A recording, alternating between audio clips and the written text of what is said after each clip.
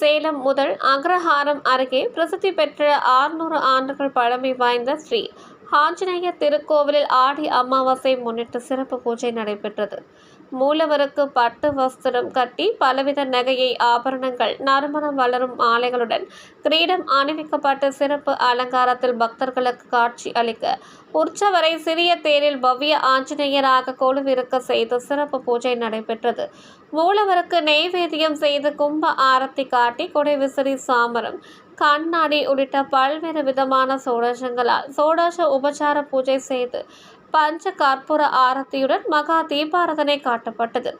பின்னர் உற்சவருக்கு துளசி தலங்களால் அர்ச்சனை செய்து பஞ்ச கற்பூர ஆரத்தியுடன் மகா தீபாரதனை காட்டப்பட்டது. இதில் ஏராளமான பக்தர்கள் கலந்து கொண்டு தரிசனம் செய்தனர். கலந்து கொண்ட பக்தர்கள் அனைவருக்கும் துளசி தீர்த்தம் சடாரி மரியாதை செய்ததும் பக்தர்களுக்கு பிரசாதம் வழங்கப்பட்டது. பின்னர் உற்சவர் புறப்பாடு நடைபெற்றது. சிறிய ரகத்தில் திருவீதி உலா வந்து பக்தர்களுக்கு காட்சியளித்தார் ஸ்ரீ ஆஞ்சநேயர்.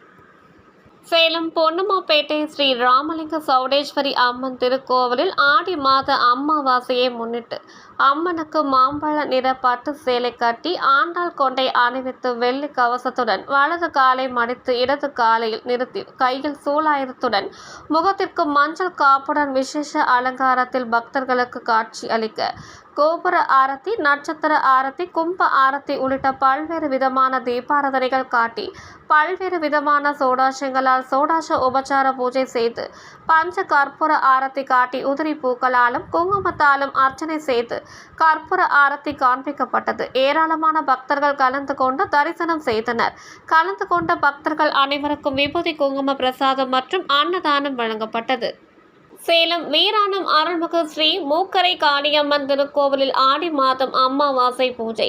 சேலம் வீராணம் அருகே பிரசித்தி பெற்ற பழமை வாய்ந்த அருள்மிகு மூக்கரை காளியம்மன் திருக்கோவில் ஆடி மாத அமாவாசையை முன்னிட்டு மூலஸ்தானத்தில் காட்சியளிக்கும் அம்மனுக்கு மஞ்சள் தாலி சரடுகளால் சிறப்பாக அலங்கரித்து முகத்திற்கு சந்தன காப்புடன் மஞ்சள் கயிறால் கிரீடம் அணிவிக்கப்பட்டு ஆலயம் முழுவதும் வேப்பிலைகளால் தோரணங்கள் கட்டியும் வேப்பிலைக்காரியாக பக்தர்களுக்கு காட்சியளித்தார். தொடர்ந்து அம்மனுக்கு அர்ச்சனை செய்து படையல் இட்டு தீபாரதனை காட்டப்பட்டது. பின்னர் உற்சவர் அம்மன் ஆலயத்தின் உள்புறப்பாடு நடைபெற்றது. உற்சவர் அம்மன் புது பட்டாடையுடன் வேப்பிலைகளால் அலங்கரித்து ஆலயத்தை சுற்றி பிரகாரமாக வலம் வந்து பல்வேறு இசை வாத்தியங்கள் முழங்க கோமாதா முன்னே செல்ல உதிரி பூக்களால் தூவி தீபாரதனை காண்பிக்கப்பட்டது. இறுதியாக அம்மனுக்கு தேங்காய் பூசணிக்காய் சுற்றி திஷ்டி கழிக்கப்பட்டு ஒய்யாளி சேவையுடன் ஈசல் சேவை நடைபெற்றது. பின்னர் அம்மனுக்கு ஆரத்தி காட்டி ஊஞ்சலில் கொலு இருக்க செய்து ஊஞ்சல் உற்சவம் நடைபெற்றது. இதில் 1000 கணக்கான பக்தர்கள் பங்கேற்று அம்மனை வழிபட்டனர். கலந்து கொண்ட பக்தர்கள் அனைவருக்கும் விபூதி குங்கும பிரசாதம் மற்றும் அன்னதானம் வழங்கப்பட்டது. சேலம் ஜாகிர் அம்மாபாளையம் ஸ்ரீ காவடி பழனி ஆண்டவர் ஆசிரமத்தில் ஆடி மாதம் அமாவாசையை முன்னிட்டு பிரித்திங்கரா தேவிக்கு மிளகாய் ஹோமம் செய்து சிறப்பு பூஜை நடைபெற்றது. இதனை முன்னிட்டு ஆலய வளாகத்தில் உற்சவர் ஸ்ரீ பிரித்திங்கரா தேவி, சரபேஸ்வரர், கால பைரவர், பைரவி உள்ளிட்ட தெய்வங்களுக்கு சிறப்பு அலங்காரம் செய்து கும்ப கலசங்கள் வைத்து சிறப்பு பூஜை நடைபெற்றது. தொடர்ந்து ஹோம குண்டம் அமைப்பு யாகம் வளர்க்கப்பட்டது. யாகத்தில் 108 வகையான மூலிகை பொருட்கள் சமர்ப்பிக்கப்பட்டது. பின்னர் பைரவருக்கு சிறப்பு ஹோமம் செய்து தயிர் சாதம், மிளகு வடை, குங்கும சாதம், பூசணிக்காய், எலுமிச்சை பழம் பிரம்மாண்டமாக யாகம் செய்து வந்தனர். தொடர்ந்து பிரித்திங்கரா தேவிக்கு ஒரு மூட்டை மிளகாய் கொண்டு யாகம் வளர்க்கப்பட்டது. யாகத்தில் பக்தர்கள் தங்கள் கைகளாலே வரமிளகாய்களை சமர்ப்பித்து வந்தனர். இறுதியாக பட்டு வஸ்திரம், பூர்ணாகுதி சமர்ப்பிக்கப்பட்டது.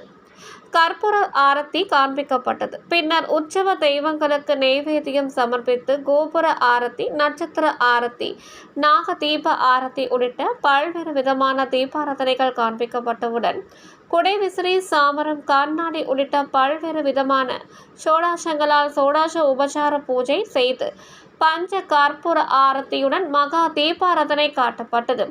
இதில் ஏராளமான பக்தர்கள் கலந்து கொண்டு தரிசனம் செய்தனர். கலந்து கொண்ட பக்தர்கள் அனைவருக்கும் விபூதி குங்கும பிரசாதம் மற்றும் அன்ன பிரசாதம் வழங்கப்பட்டது.